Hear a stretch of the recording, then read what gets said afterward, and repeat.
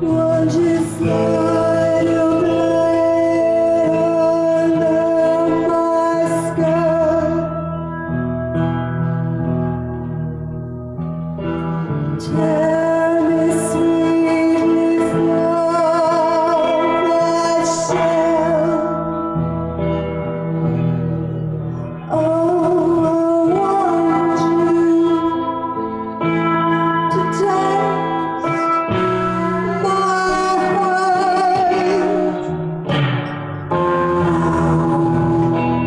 I want you to dissect me.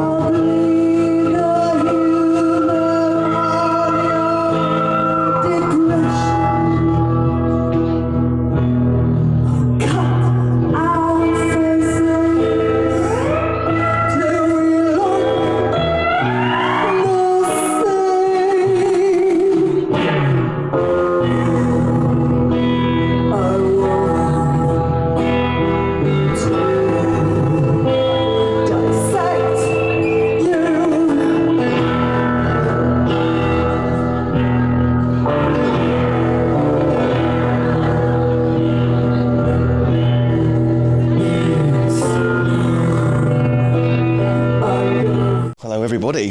Hi. We are, hello to you guys, we are with Aloha Dead at the Haggerston, in the Haggerston area. How are you doing today? Good. Yeah. Yeah. You're here to see a David Lynch film, right?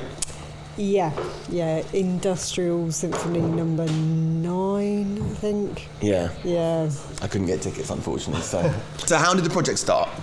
Yeah, we were doing a band. We've always been in bands together for going back many years, but we were doing a band called the Finger Choppers. Mm-hmm. And That was kind of gothic Zydeco. yeah. What's Zydeco? Oh, like sort of Cajun music. Oh. With accordions and Yeah, it's stuff. had a bit of like a weird country vibe. And Bugatti. Yeah. Yeah. And we'd been doing it for a little while, and one practice, Dead had like a little Japanese mini piano that we'd found at a charity shop. Yeah. And it had that really like twinky Yeah. kind of thing. And It's like a 50s kids toy. Yeah. Yeah, but Yeah. all made Blinky of wood. plonky. Yeah. Yeah. That's it, yeah. it's got hardly any chords on it. But, Yeah. So we couldn't play a lot on it. Hazel started playing Johnny Be Good. And it just sounded like really weird. Yeah. This horrible, sludgy, kind of slowed down sort of Johnny B. Good. Yeah. And we kept going slower and slower and Yeah, slower. that's And the just- other two band members were getting more and more freaked out. Okay. Because Yeah. they were both rock and roll purists. Yeah. You know, Yeah. and they're Yeah. like, you And I can't do just this thought- to Chuck Berry. Yeah. I just thought everything else is just bad. This is just like really good. I mean, no one's Yeah. going to like it, but it just sounded like creepy and like not like horror movie, but it just sounded really good and bad. And I was Yeah. just sort of like, from that point, I was just let's just do a sound that's like this and run with it and just see if anyone if where it goes. And Yeah. sort of started from there really. So you frightened off the punk rockers? Yeah, well, they were sort of they were kind of rockabilly blues, kind of, and just very traditional. Yeah. And, we kind of kept the Americana aspect a little bit, I think, with Aloha Dead, but it's also got a little bit of a bit more of a British influence, Mm-hmm. a bit more, it comes a bit more from a subconscious place, I think. So it's kind of a mishmash of our influences with our sort of our own backgrounds, I think. You find that things come out subconsciously. Yeah. So I mean, my writing process tends to be a little bit random. Like a lot of the time, I'll just get one line of a song just buzzing around my head, and that's where the whole thing will sort of germinate from that. You know, or sometimes I'll write a poem and then it will turn into a song, or I'll write a riff and it will kind of sort of words will materialise for it. But I find the more I overthink it, the less sort of right it sounds. I just my creative muse is like a really delicate thing. Right. And at the moment I have been suffering with terrible writer's block, but I'm sure it will come back. But it's one of those things where if I try and force myself to do something, it kind of all gets a bit dry and a bit, formulaic. So it's the difficult thing with Aloha Dead, because I think with previous bands I've always had a bit of a structure to begin with, and it's always been like I'm doing a rockabilly thing or like a kind of gothy thing or a punk thing, and like with this band it's kind of it's a bit more intuitive, so it's a bit more complicated when it comes to writing songs. I kind of have to wait for them a little bit more. Yeah. It's funny, I have a question here. It says, do you ever write music unconsciously? I mean, I've sort of been having a bath before, and I've sort of got out of the bath dripping and just run to the other room to get a notepad, or to grab my guitar. Obviously not plugging it in if I'm still wet from the bath, but it's kind of sometimes that will happen, or I'll be because you weren't trying to write. Yeah, or I find a lot of the time if I'm travelling on a train, for some reason trains and me, I try and bring a pad with me if I'm on a train. Because sometimes that's when inspiration will hit. Have you worked out what that is about the train? I think it's the sounds. I think maybe it's the sounds and just the whole sort of like I love riding on trains because you're not sort of knee to knee with someone like buses, but you've still got people in close proximity, but like everyone's kind of in their own sort of little private spaces, they're unwitting force fields that they put around themselves, and I find that really I don't know, sort of weirdly quite comforting and quite a sort of like if I just shut myself in a quiet room, it wouldn't have the same effect because I need that little bit of interruption. Okay. And inspiration. To sort of concentrate properly, and I think the train sort of provides a little bit of a rhythm as well. It's it's kind of, it's a really good environment for songwriting. Sure. Yeah.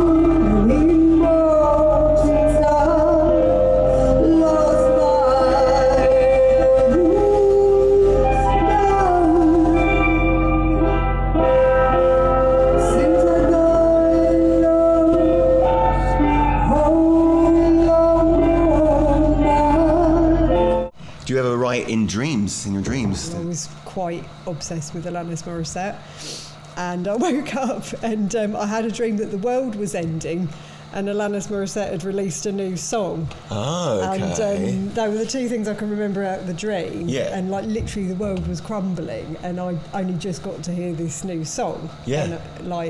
And I remember being a bit peed off because, you know, I didn't get to hear the whole song, and I remember telling my boyfriend at the time about it, and he's like, "Oh, what did it sound like?" And I'm like, I can't remember. Yeah. So but it was really good. You know? Oh, yeah.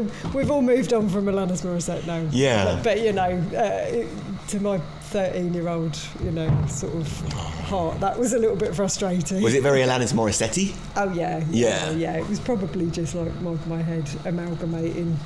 Yeah. You know. Well, isn't that what songwriting is? Yeah, she probably caused the end of the world. It's probably her fault. Alanis Morissette. Yeah. Right. Yeah. It wouldn't surprise me. I wonder what you make of dreams. It's a big open question. Oh God! For me personally, I try not to give them too much airtime outside of in bed. I think they're a necessary evil, but like some of the places that my head goes to, I just think it's probably better not to dwell. Okay. You know, it's just your brain shuffling through its files, isn't it? Yeah. That's what they reckon, and I'm not particularly into the concept of dreams actually meaning anything past that, really. Yeah.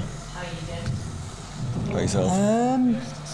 I'm quite into Buddhism, so I could waffle on for ages about appearances, the mind and stuff. But I quite like to, if I'm doing something like arty, sometimes I like to go to bed thinking about something, and then, you know, occasionally I'll wake up with a you know, like a good idea. Or I like to kind of go to bed sometimes with something whirring, and then, and then, I'm not saying all the time, but occasionally you might wake up thinking, oh yeah, I'll just try that. It's sort of like the first thing that comes, you know, when after you wake kind up. of like it being the last thing you think about before going to sleep. Yeah. Sometimes I think that helps. Yeah.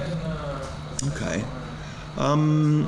It's very minimalist kind of music. I kind of find it's very patiently made and performed. You know, you take your time with it.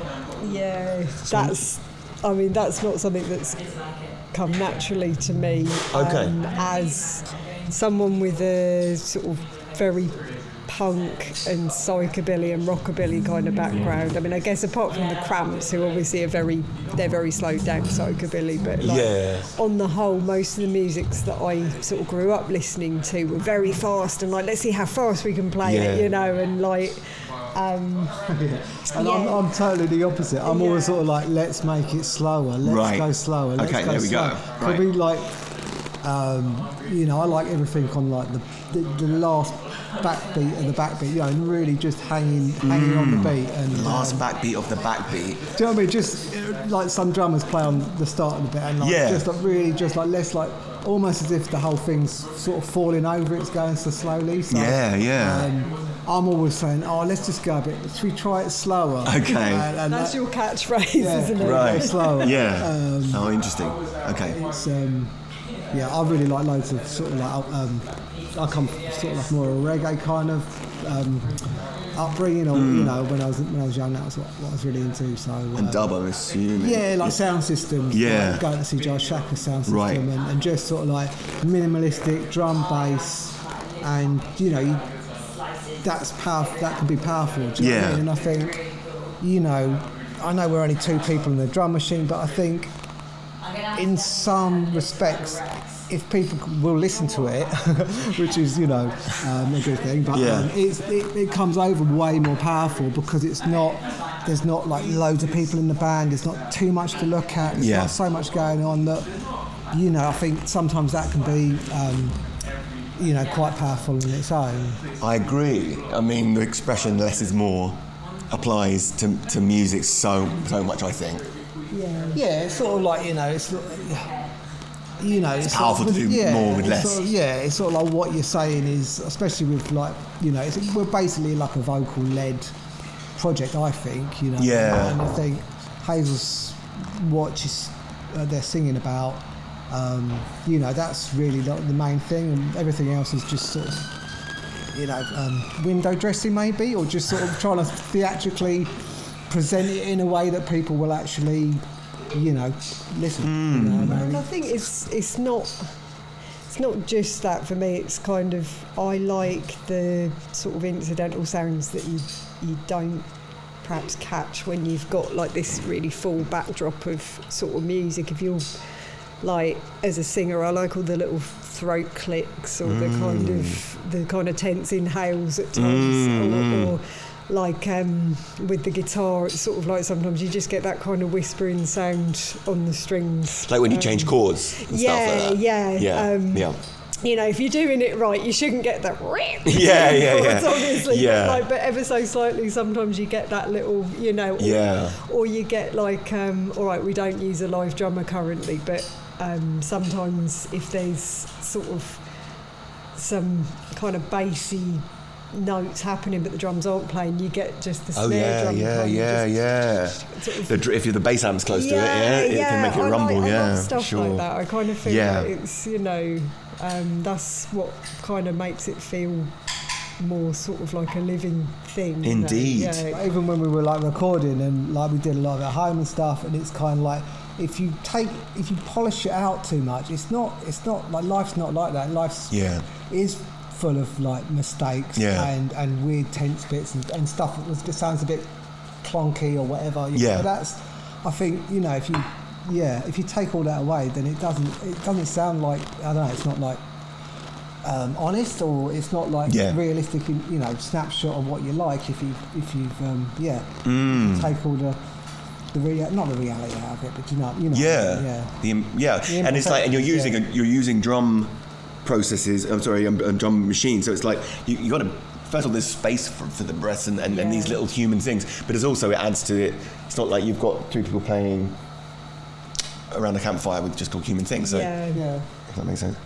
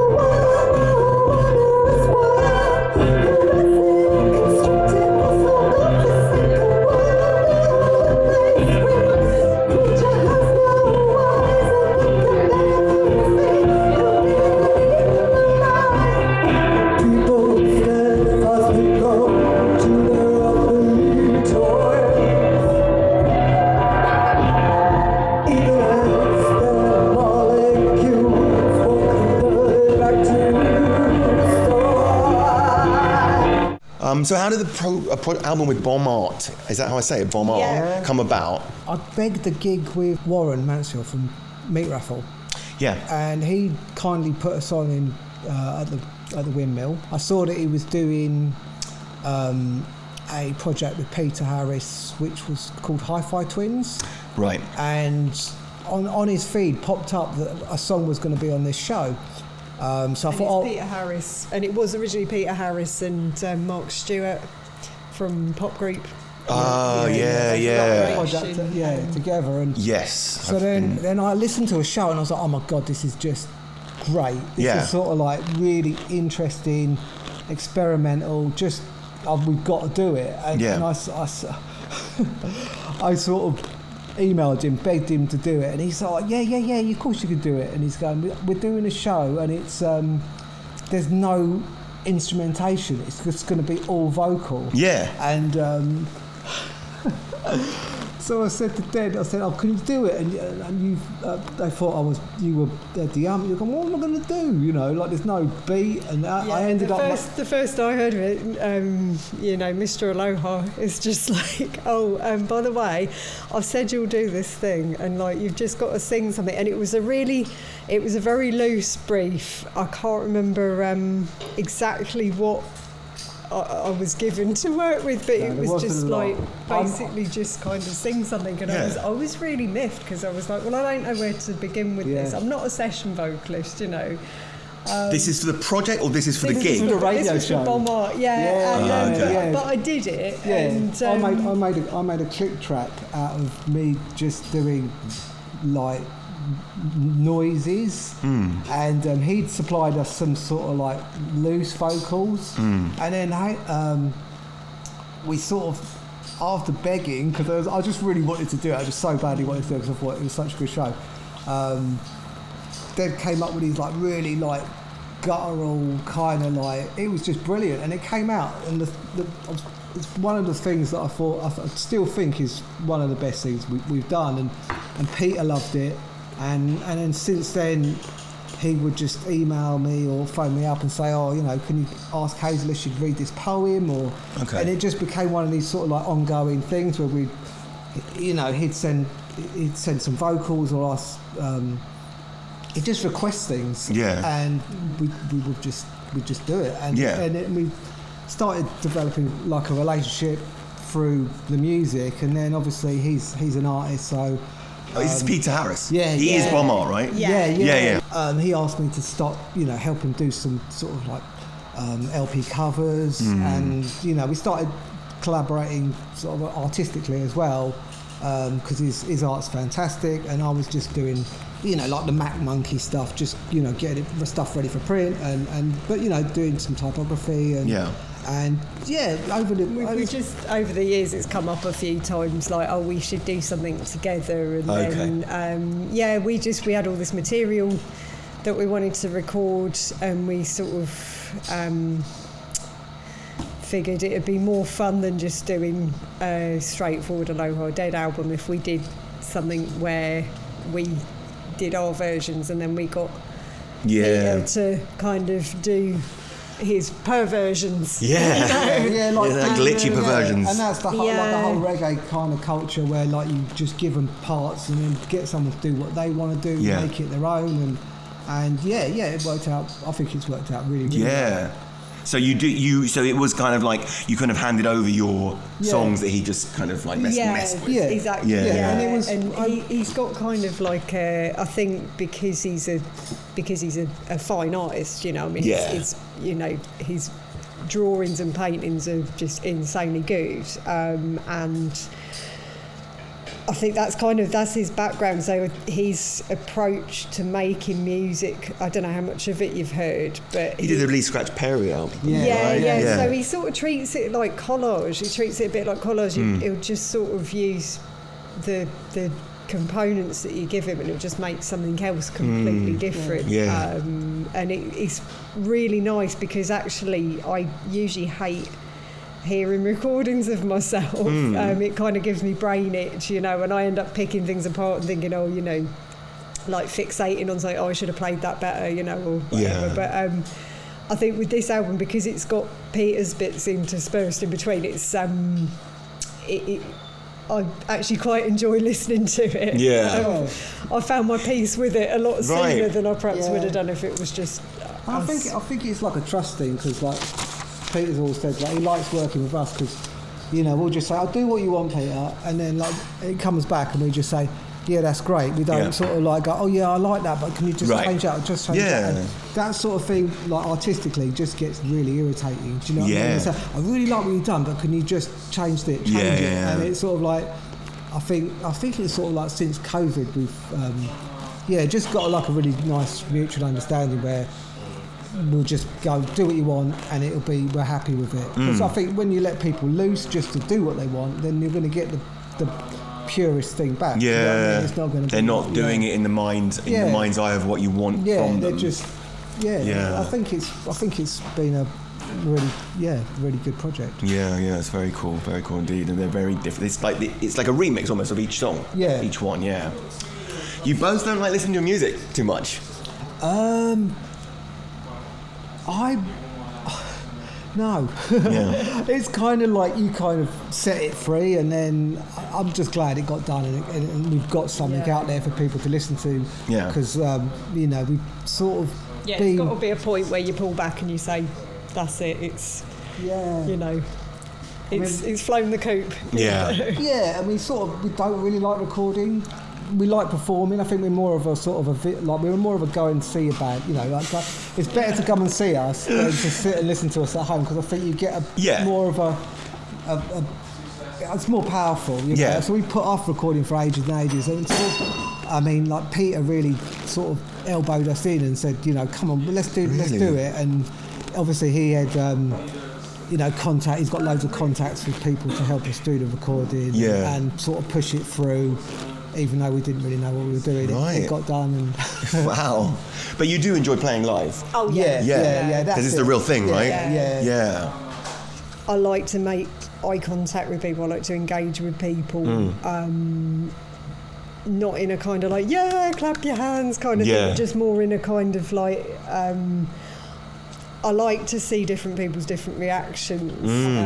I think you like to feed off their discomfort. I think it's kind of there's a bit of it's a bit of a power trip when you see people who are genuinely unnerved by your music. But I think it's more like it's like a feedback loop. So sometimes something's really emotionally charged for me, and I'm kind of feeling the music, and then like to see someone that's obviously feeling like a similar way is just a really it's a really sort of powerful, lovely thing.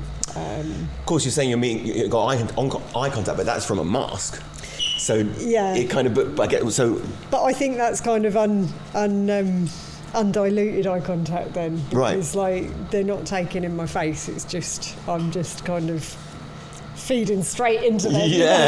Just the eyes. Laser beams, Just the eyes behind a certain style of mask, which is quite powerful to behold.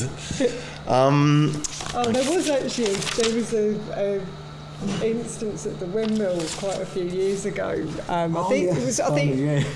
It was we'd just come off stage there, and there was two guys, bless their hearts, they were tripping balls. And they were like, amazing. What is the matter with your face? And they're sort of like, going, are you okay? And I'm like, yeah, I'm fine. And they're like, have you had some surgery? And I'm like, no, it's a mask. And I took it off, and I think that freaked him out more, But it was really. What if you had plastic surgery? It's not the nicest thing to bring up, but I guess,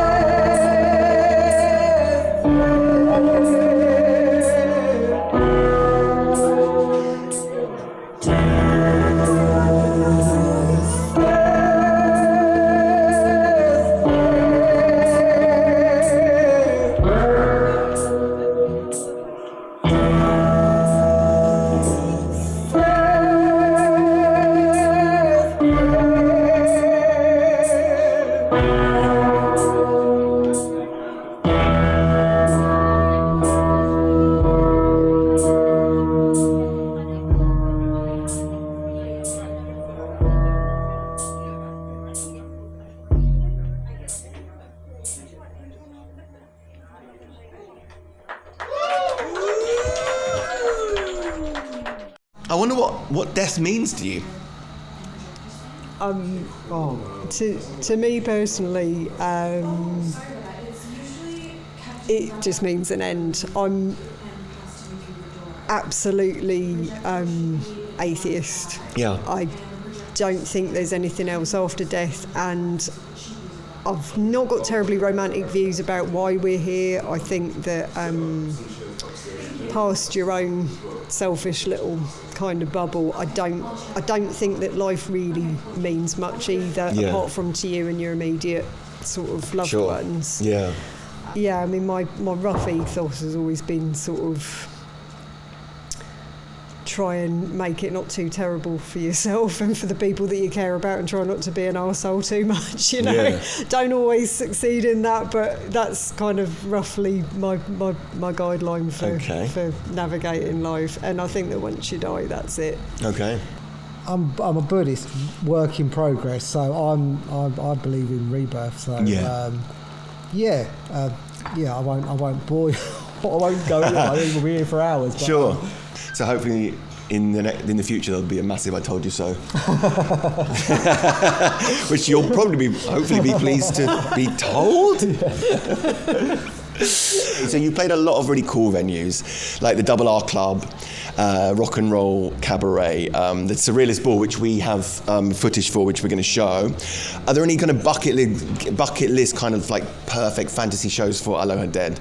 We recently had the good fortune to visit the Pacific Northwest. We went to a lot of the filming sites where Twin Peaks was filmed.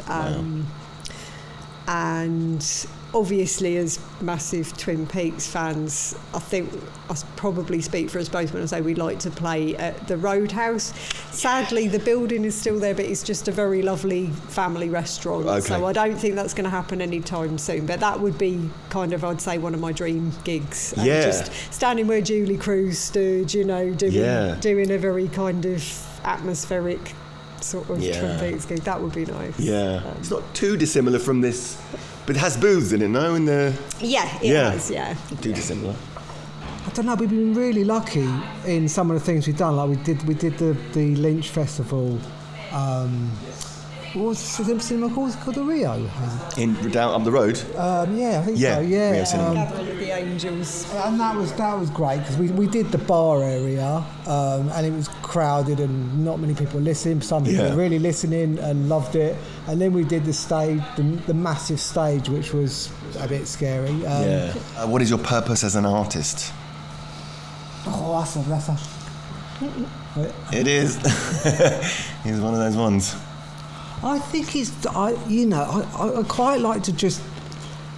You got. It's like when you're DJing, you got to play what people want, but then you've got to give them something that's unexpected. I try and sort of balance up something horrible with something good, or something, or like a ballad with something uncomfortable, just to get kind of like an emotional response. Be like, I'd rather someone like.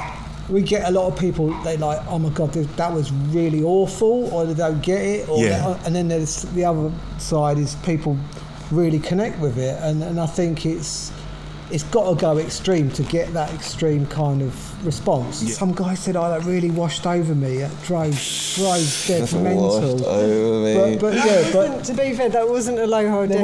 That was when I was doing my solo stuff, and this guy just sort of said, I really loved that. It just kind of, I wasn't really listening to the words, but it just washed over me, and I was just like, I'm obviously doing something wrong. This was a while background back.